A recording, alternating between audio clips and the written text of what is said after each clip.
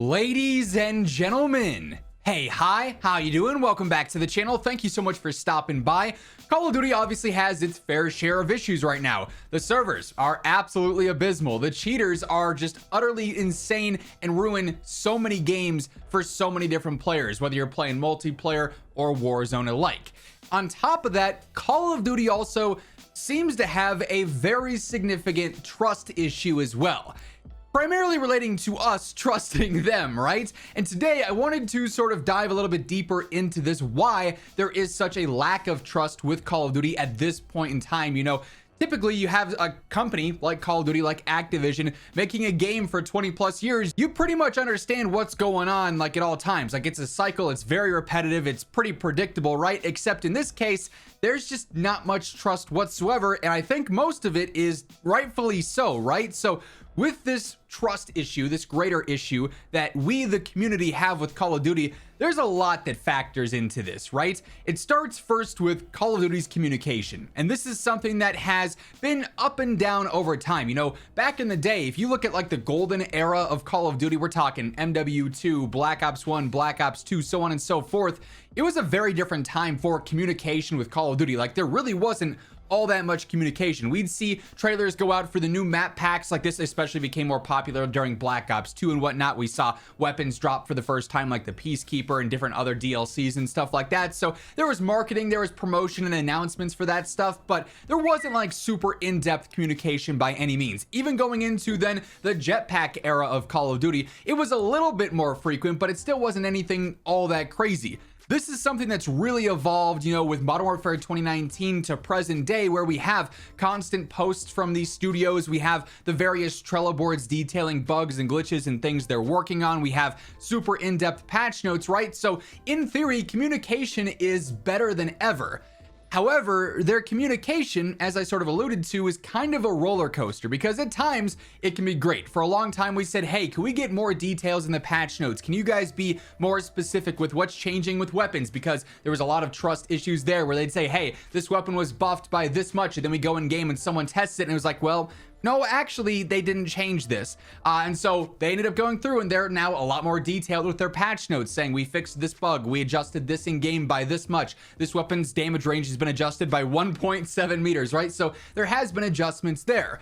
We've also, though, been asking, really begging and pleading for more transparency from Call of Duty for some time. And they're very, very, specific, and they're very tight on which subjects they are transparent about. They'll be transparent about bugs and glitches at times, saying, hey, the Trello board's here. This is all the stuff we're looking into. Or, hey, we fixed this many bugs with our newest patch, and we're looking into this as well. Other things, though, the servers, the anti-cheat, they're not very transparent with, right? The larger issues that Call of Duty desperately needs to address, they're oftentimes very quiet about, which obviously is not a great situation. It looks bad and it is bad. And so that creates a lack of trust there. They want to talk about how, oh, this crazy new update's coming to Black Ops 6, or this crazy game is going to be dropping soon, or we have this season coming up, all promoting the content, or buy the battle pass. Hey, look at this crazy new store bundle. And yet, during all this communication, as we see constant posts from the Call of Duty socials and we see trailers go out on YouTube and all this, there's no addressing, there's no responses to any of the drastic issues that pretty much the entire vocal community, which keep in mind is still the player base minority, but it's a large vocal community at this point, are all asking, hey, can we get something on this? And a lot of the times it ends up unfortunately being radio silence.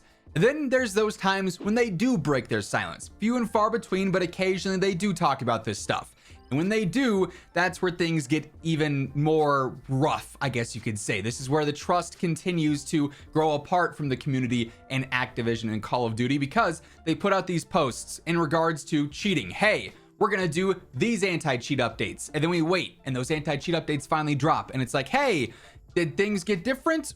This week actually seems pretty good. And then a week later, oh no, we're right back to square one. There's cheaters in every game. Everyone's rage hacking, right? Or, hey, we're gonna make this major change to the report system, or this, that, or whatever else. And it's like, well, this is just still not good. It's still terrible by pretty much every means possible, right? Or they say, hey, we banned 20,000 accounts as a reactionary measure.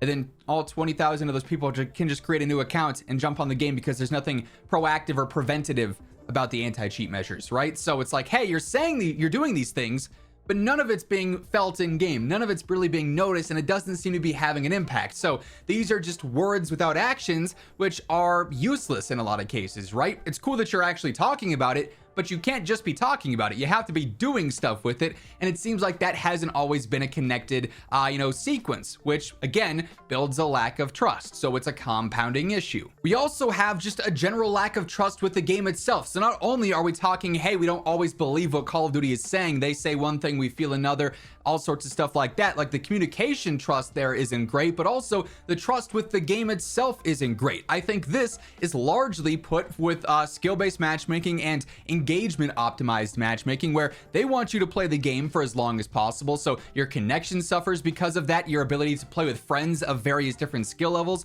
suffers because of that. And you have these situations where, sort of in tandem with terrible servers that are in desperate need of upgrade, you have situations where the game just feels awful. You could be in an engagement and it says your ping is fine, but in all actuality, you're not at a good connection to the server. You're not actually on a decent ping, or your connection quality is not that great, and they're just kind of gaslighting you, saying you have this ping or whatever in your corner, right? And you're in a gunfight and it's like, I feel like I shot this guy 12 times and he just turned and burned me with 4 shots, right? Like, you don't believe what's going on in game. Now, there's been a lot of different conspiracies and theories out there about them adjusting this and adjusting that have to this point been proven to be false. It's just continuously terrible servers, but there's also players that don't know any better, and so they do hear about this rumor here or this rumor there, and it's like, is something strange going on in game? Is Call of Duty purposely doing this? Like, what's happening where the game doesn't add up? The things that we feel and that we experience in game don't add up, either to what we're seeing or to what they're telling us, or at times to what we know to be the general truth, right? So there's a lot of misinformation with this subject, but also a rightful lack of trust with this subject. The gameplay doesn't make sense in areas where, in theory, it should make sense, especially considering it's not like this is some indie studio on a startup game that's been out for 2 months. No, this is a AAA studio, likely the biggest FPS game on the planet, really, and they have these issues 2 decades later, right? Again, just not really adding up and creating another level of lack of trust.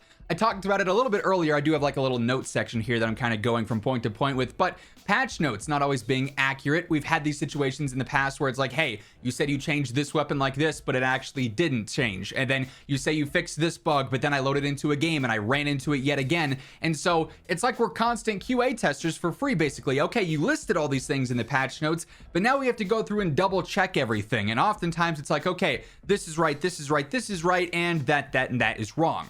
What's going on there, right? So again, not really establishing that their word is great and reliable. But then beyond the general communication lack of trust, beyond the lack of trust that we have with gameplay itself, there's also really, especially as of recently, a lack of trust with various different studios. And some of this is deservedly so, and some of it I think is misdirected anger, because for instance, Black Ops 6, I've said it since launch, I think the core game is very good. I like omni movement, I like the gunplay in this game. Not a huge fan of the maps, but I can look past that when I just play like Face Off, Mosh Pit, or Nuketown or whatever, right?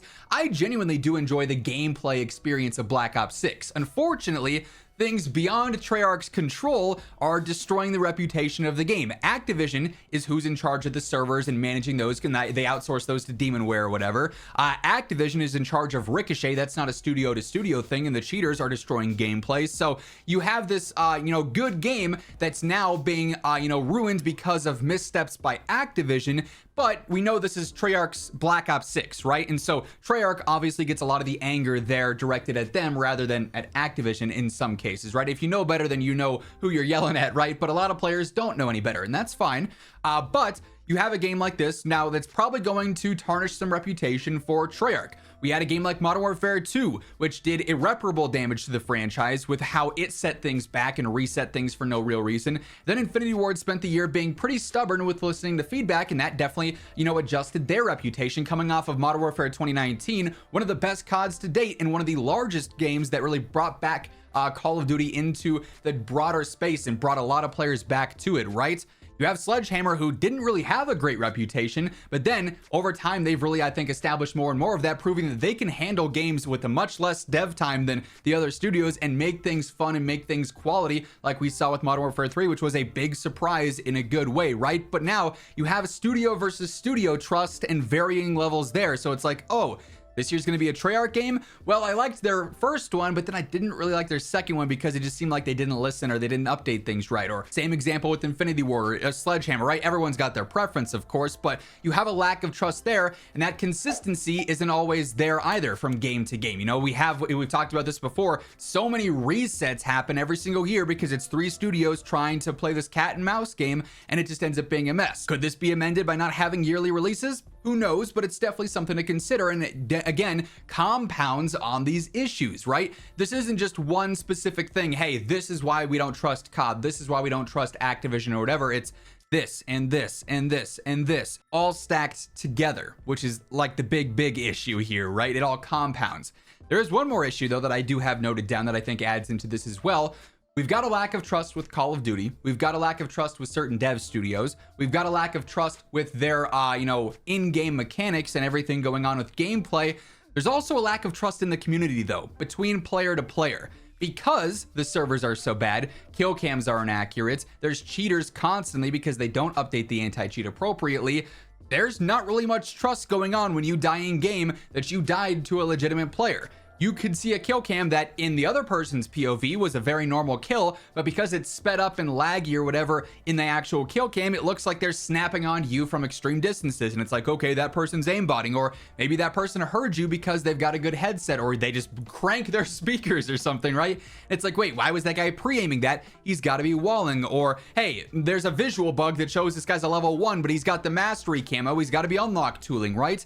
They've created, because of their issues with the game, a severe lack of trust within the community as well. You know, every good player gets called out for cheating by players who are either ignorant or just have malicious intentions, right? And it's just this whole situation that is, again, compounding this issue.